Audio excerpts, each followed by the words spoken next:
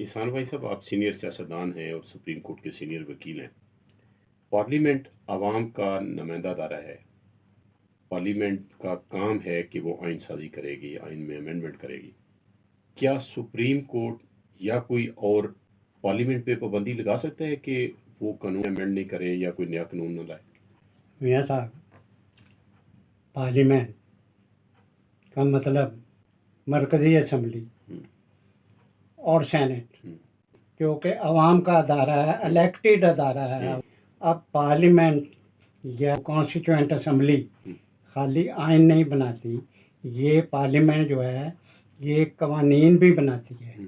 इस मुल्क के जितने कवानीन हैं वो सारे पार्लियामेंट के बने हुए हैं। तो इस पर अगर सुप्रीम कोर्ट का कोई जज या चीफ जस्टिस एतराज़ करे कि उसके इख्तियारात को पार्लियामेंट कम कर रही है तो ये नाजायज़ है, इलीगल भी है। क्या पार्लियामेंट सुप्रीम कोर्ट या चीफ जस्टिस के इख्तियारात महदूद नहीं कर सकती?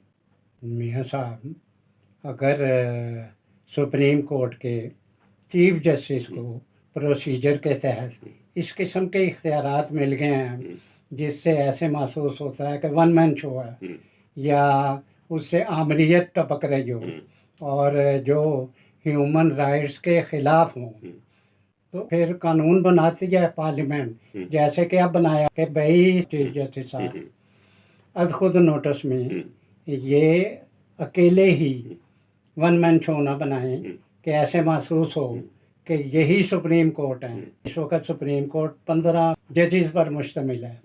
तो से इसको मद्देनज़र रखते हुए मैं समझता हूँ कि चीफ जस्टिस ये बड़ा अजीब सा की फीलिंग है कि मेरे इख्तियारात कम हो रहे हैं।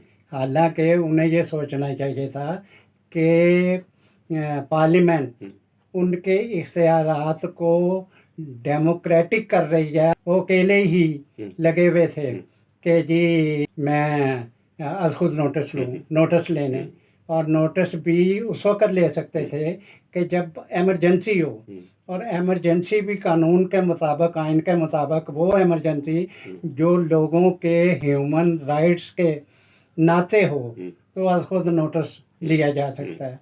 तो उन्होंने, पार्लियामेंट ने एक बड़ा ही जमहूरी अमल किया।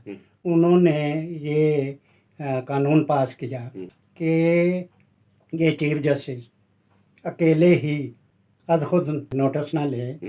ये नोटिस अगर ज़रूरी लेना है तो 2 सीनियर जजेस चीफ जस्टिस के साथ मिलकर ये फैसला करें कि इस केस में या इस इशू पर नोटिस, आज खुद नोटिस लेना है कि नहीं लेना। ये मामला भी देखेंगे कि किसी सियासी पार्टी को या किसी पॉलिटिकल लीडर को फ़ायदा पहुंचाने के लिए तो ये मुकदमा नहीं हो रहा कि अगर वो फैसला कर लेते हैं कि ये नोटिस लेना चाहिए, फिर वो 3 जजेस, सीनियर तरीन जजेस सुप्रीम कोर्ट के हैं, वो फिर फैसला करते हैं, वो कमेटी, कि भाई ये हमने जुरिस्डिक्शन ले ली।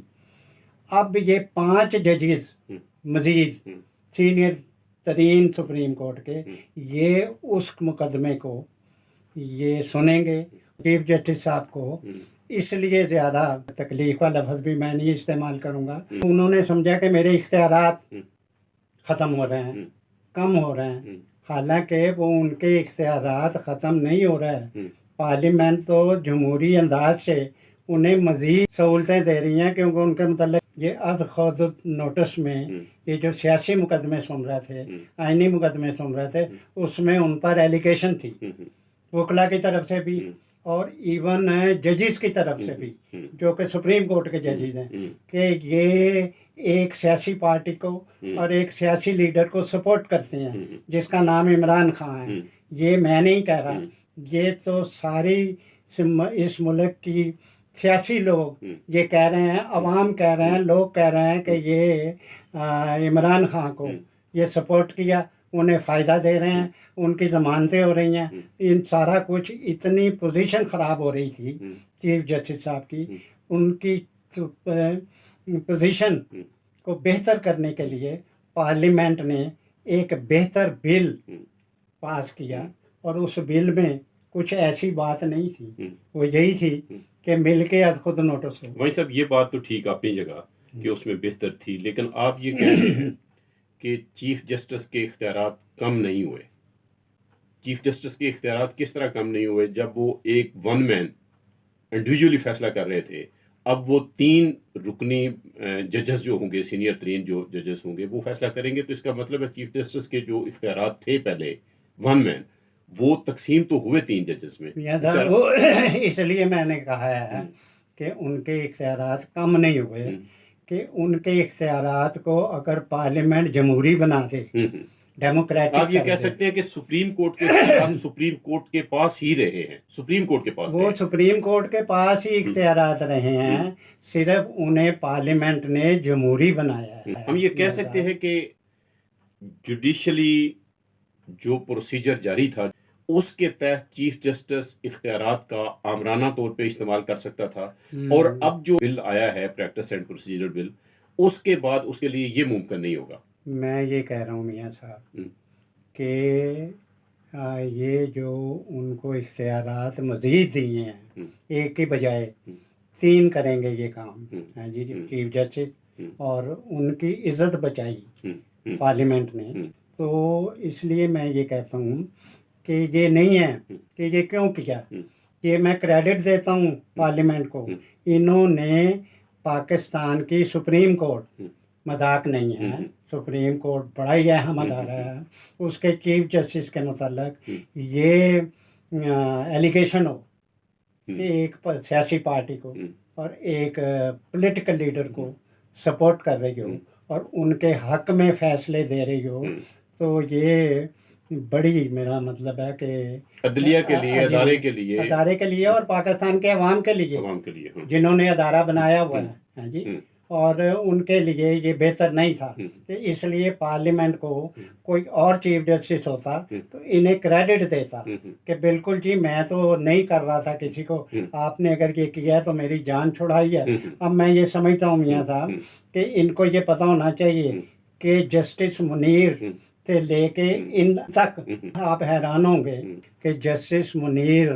ने जो नज़रिया ज़रूरत के तहत फैसले किए, उसके तहत आज तक जस्टिस मुनीर के बच्चों ने भी कभी ये नहीं कहा कि आप जस्टिस मुनीर के हम बच्चे हैं, या उनके किसी रिश्तेदार ने भी नहीं कहा कि हमारी रिश्तेदारी है जस्टिस मुनीर से। इसलिए मैं ये समझता हूँ कि चीफ जस्टिस बंदयाल साहब, इनको भी चाहिए अपनी इज्जत कायम रखें। बंदयाल साहब ने रिटायर हो जाना है सितंबर में, बीच में छुट्टियां आएंगी, चंद माह की बात है। इन्होंने बावजूद के 1-2 फैसले ऐसे किए, इन पर एलिगेशन लगी कि इन्होंने आइन को रीराइट किया है, और उसका फ़ायदा किसको पहुंचा? इमरान खान को। उसे पंजाब की हुकूमत मिल गई इनके उस फैसले की रोशनी में।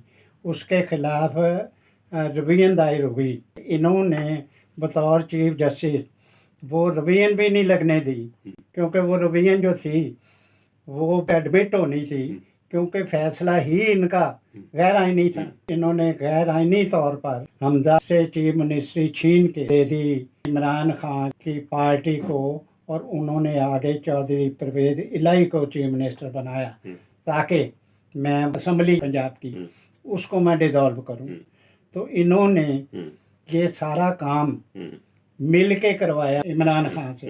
वहीं सब इसका मतलब है कि जिस तरीके से चीफ जस्टिस उमर अता बंदयाल ने प्रैक्टिस की, और इस तरह से पहले भी हुई प्रैक्टिस, अभी आपने 63A का हवाला दिया, तो ये चीफ जस्टिस साहबान ने बार बार ये साबित किया कि उनके पास जो पहले प्रैक्टिस में इख्तियारात थे वो एक तरह से आमराना थे, और उनको आमराना भी थे और गैर आइनी ये इस्तेमाल करते रहे, आइन के खिलाफ इस्तेमाल करते रहे। पार्लियामेंट ने ये जो बिल पास किया है, अभी वो एक्ट नहीं बना मियाँ साहब, वो इनकी निजात के लिए था, इनकी शोहरत को बचाने के लिए था, जो इन्हें समझ नहीं आ रही, समझ तो आई भी है, लेकिन चूंकि ये तुले में है इमरान खान को रिलीफ देने के लिए, इसलिए क्योंकि इन कई जजेस के रिश्तेदार इनके किसी का दामाद, किसी का बेटा, रिश्तेदार, ये इमरान खान के 4.25 साल हुक्मरानी में उनसे फ़ायदे उठाते रहे हैं। तो इसलिए ये बगैर परवाह किए अवाम की और वकीलों की और उन जजिस की जो कि सुप्रीम कोर्ट के जज हैं और जो ये कहते हैं कि इनके पास इख्तियारात अज़ खुद नोटिस के आमराना हैं और उन्होंने उसके खिलाफ डिवीजन की, इनकी वजह से एक अदारा सुप्रीम कोर्ट का वो इनकी वजह से तकसीम हो गया और ये फिर नहीं मान रहा। नया जो मसला मियाँ साहब बनाया है वो इंतहाई खौफनाक है।